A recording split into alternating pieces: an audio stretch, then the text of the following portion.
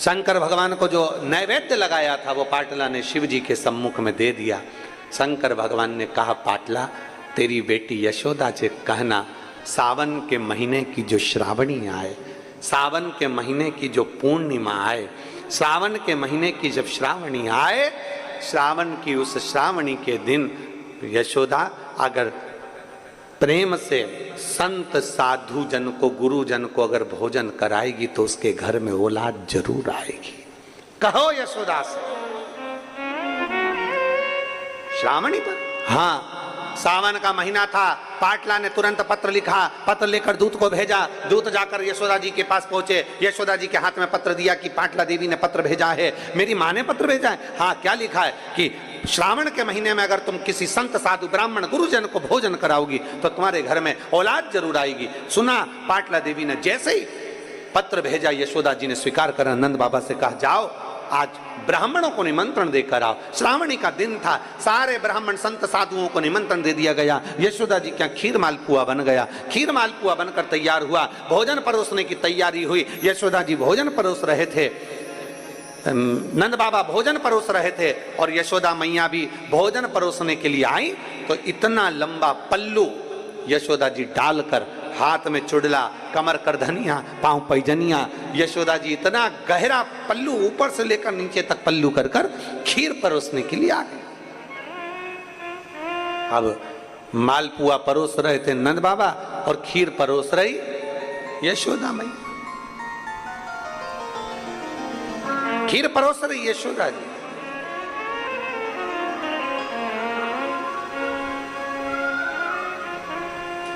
दूध सामग्री जो होती है ना, वंश की वृद्धि करती है। आप लोगों के स्मरण में है कि नहीं है? श्राद्ध पक्ष में सारा भोजन कोई भी लगाकर ब्राह्मण को जिमाए उससे मतलब नहीं है, पर श्राद्ध पक्ष में तिथि पर, श्राद्ध में या अन्य तिथि पर, बरसी आदि तिथि पर अगर खीर का पात्र भरा जाए तो घर की बहू, घर की माता, घर की स्त्री, घर में जो ताई चाची जो भी है घर में स्त्री, उस खीर के पात्र को उसको भरना चाहिए। संपूर्ण थाली कोई लगाए और फिर निवेदन करेंगे। श्राद्ध पक्ष में एक बार प्रयोग कर कर देखिए। जिसके घर में 23 से 24 साल तक भी औलाद नहीं हो, 23 से 24 साल तक भी औलाद पैदा नहीं हुई हो, जिसके घर में संतान ना हुई हो, वो एक प्रयोग जरूर करे। एक प्रयोग जरूर करो कि 23 साल तक भी औलाद ना हुई हो तो श्राद्ध पक्ष में तुम्हारे दादा परदादा किसी का श्राद्ध घर में हो रहा हो और किसी दादी का श्राद्ध, किसी दादा का श्राद्ध, किसी बुजुर्ग का श्राद्ध तुम्हारे घर में हो रहा हो तो खीर के बर्तन में खीर तुम भरकर और उस ब्राह्मण को जिसको घर में बुलाया गया है भोजन कराने के लिए, वहां तुम देकर आओ और अगले श्राद्ध तक इंतजार करो। मेरा बाबा वंश की वृद्धि करता ही है, निश्चितता देता है, वंश बढ़ाता ही है।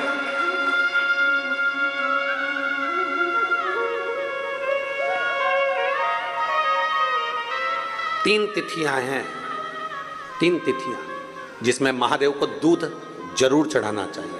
3 तिथियां। और दूध कौन सा? हर कोई सा दूध नहीं, गौ माता का दूध लेकर, भले 1 चम्मच, हम ये नहीं कहेंगे कि तुम गौ माता का दूध नहीं मिले तो तुम 1 चम्मच दूध भी हो, छोटा सा 2 बूंद दूध भी हो, पर गौ माता का हो, गौ सेवा में लीन होने वाले को 1 बूंद भी हो लिया, भले चम्मच भर हो, 2 बूंद का हो। 3 तिथियां हैं। पहला प्रदोष, दूसरी शिवरात्रि और तीसरे नंबर पर आती है सोमवार की अष्टमी। ये 3 तिथियां ऐसी हैं जिसमें 2 बूंद भी दूध अगर हम शंकर भगवान को समर्पित करते हैं तो अपना घर बच्चों की किलकारियों से कम नहीं होता, वो भराता ही है, वंश बढ़ता ही है। वंश बढ़ाने का एक सर्वश्रेष्ठ तरीका, जाओ और क्यों ना दे महादेव। एक पत्र, मैं प्रेरणा खंडेलवाल राजनंदगांव निवासी हूं, छत्तीसगढ़ की रहने वाली हूं। प्रेरणा खंडेलवाल, कहीं बैठी हो तो हाथ हिला सकती हूं। कहो यशोदा से श्रावण के महीने में संत ब्राह्मण साधुजन गुरुजन का भोजन कराए। नंद बाबा ने निमंत्रण दिया श्रावणी करने आए हुए संत ब्राह्मणों को। भोजन तैयार हुआ, मालपुआ दे रहे थे। नंद बाबा खीर परोस रही थी। यशोदा मैया घूंघट बड़ा, हाथ में चूड़ा, पांव पैजनिया, कमर करधनिया। यशोदा जी खीर परोसने के लिए जब निकली, संतों ने, ब्राह्मणों ने, साधुओं ने देखा कि नंद बाबा की तो दाढ़ी सफेद है, नंद बाबा के तो बाल सफेद हैं, ये तो बूढ़े हैं। और क्या देखा, यशोदा जी जब आई तो इनको लगा, ऐसा लगता है कि नंद बाबा के छोरे की बहू दिखती है। इनको नहीं मालूम कि ये नंद बाबा की पत्नी है, इनको तो लगा कि छोरे की बहू है।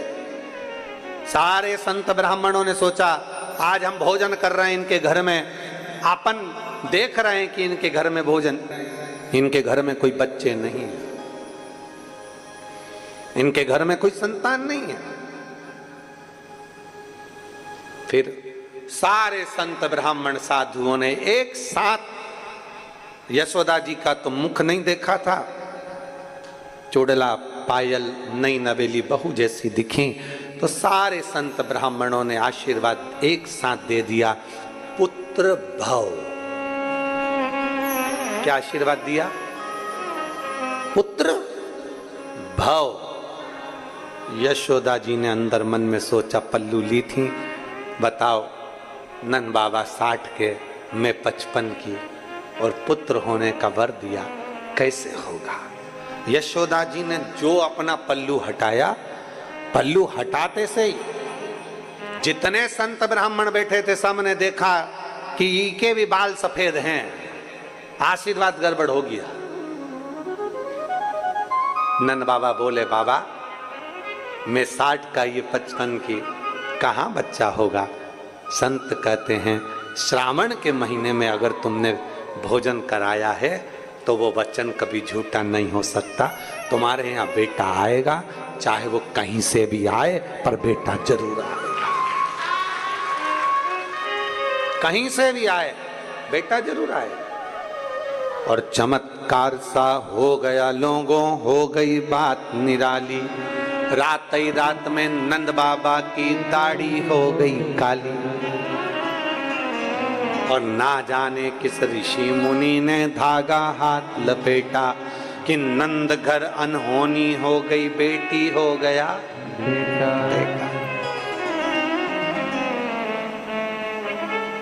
हुई थी बेटी, पर वचन दिया है, झूठा कैसे हो सकता है, हो गया बेटा। एक पार्थिव लिंग का निर्माण, पूजन, भजन, अर्चना, जो मांगो वो मिलता, कैसे प्राप्त ना हो।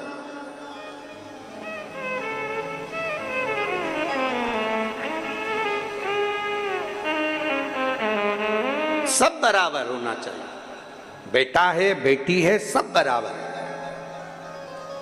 सबका सम्मान, सबका आदर, सबका सत्कार।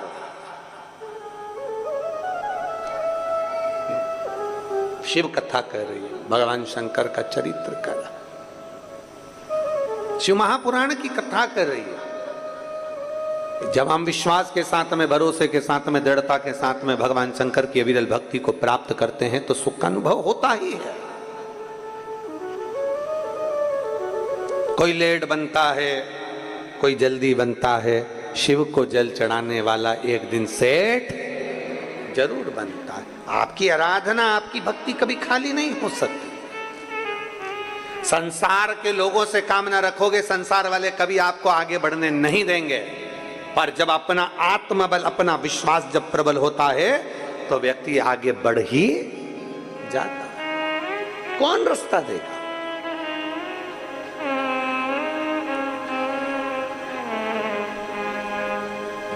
गाड़ी चलाते हो? अरे बोलो तो जम के, चलाते हो? बाजार में जाते हो?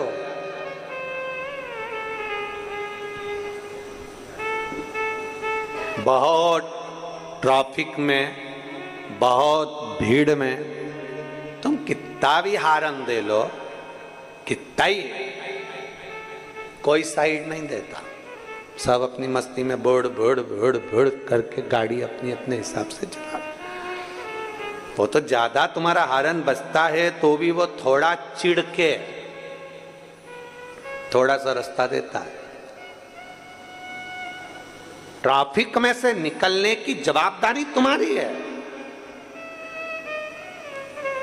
ट्रैफिक में से निकलने की जवाबदारी तुम्हारी कि तुम कैसे निकलोगे, कैसे अपनी गाड़ी टर्न मारोगे, कैसे बाहर निकलोगे, ये तुम्हारे ऊपर निर्भर करता है। रास्ता कोई नहीं देता, रास्ता अपने को खुद बनाना, जम के बोलो जरा, बनाना पड़ता है। रास्ता कोई नहीं देता, रास्ता अपने को बनाना पड़ता है। भीड़ में से रास्ता तुम्हें बनाना पड़ेगा, भीड़ में से निकलना तुम्हें पड़ेगा। भीड़ में से तुम्हें अपनी गाड़ी निकालने की जवाबदारी खुद की है। दुनिया के लोग जीते जी कभी रास्ता नहीं देते, दुनिया के लोग मरने के बाद रास्ता देते हैं। फिर तो ट्रैफिक कितना भी भरा पड़ा हो और पीछे से राम नाम सत्य है, राम नाम सत्य है बोलते बोलते अर्थी आ रही है, सब साइड में होते चले जाते हैं। दुनिया के लोग जीते जी कभी रास्ता नहीं दे सकते। दुनिया के लोग तुम्हारे को ट्रैफिक में उलझा कर रखेंगे, दुनिया के लोग तुम्हें संसार में उलझा कर रखेंगे, अपशब्द में, गालियों में, ताने में, बद्दुआओं में तुम्हें उलझा कर रखेंगे। रास्ता तुम्हें जीते जी निकालना है, मरने के बाद तो दुनिया रास्ता दे देती है। मरने के बाद तुम्हें टेंशन नहीं लेना, रास्ता अपने आप मिल जाता है, परिवार के लोग ही दे देंगे मरने के बाद रास्ता। पर जीते जी रास्ता देना, बात तो वहां अड़ी पड़ी है। और जीते जी कोई रास्ता नहीं देता। तुम कितने भी हारन बजा लो, तुम कितना भी प्रयास कर लो, तुम कितना भी बोलने का प्रयास कर लो, चिल्ला कर भी जाओ, थोड़ा साइड में नहीं हो सकता क्या, थोड़ा साइड में नहीं जा सकता, नहीं।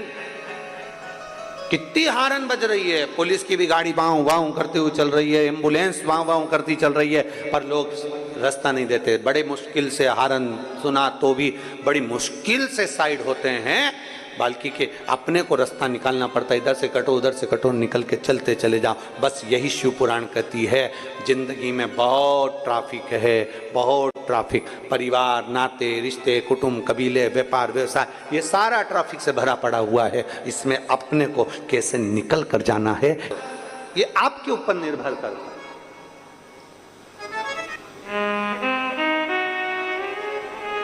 अपने को कैसे बाहर जाना है, ये अपने ऊपर निर्भर करता है। और महाराज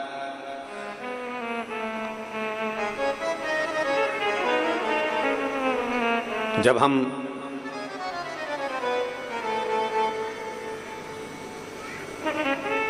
शिव स्तुति में लगते हैं, तब मेरा भोलेनाथ कहीं ना कहीं हमें मार्ग देता ही है।